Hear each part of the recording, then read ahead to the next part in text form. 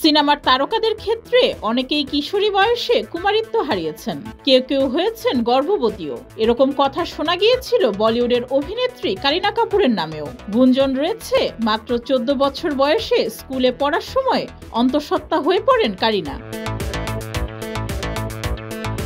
কারিনার জন্মের আগে সম্পর্কে ভাটা পড়ে তার বাবা মা রণধীর ও ববিতা কাপুরের। কারিনার জন্মের কয়েক বছর পরই আলাদা হয়ে যান তারা। রণধীরের বাড়ি থেকে 2 মেয়ে কারিনা ও কারিশমাকে নিয়ে বেরিয়ে আসেন ববিতা।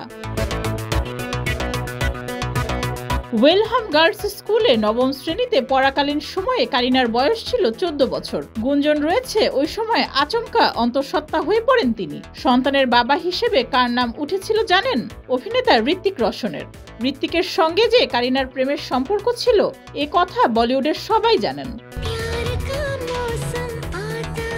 বলিউডে কারিনার অন্তঃসত্ত্বা হওয়ার গুঞ্জনে তখন তুমুল ফিসফাস চলছে, যদিও এর কোনো সত্যতা মেলেনি তখন। কারিনাও মুখ বন্ধ রেখেছিলেন, তাই আজও বিষয়টি নিয়ে ধোঁয়াশা রয়ে গেছে। ডেস্ক রিপোর্ট, যুগের চিন্তা।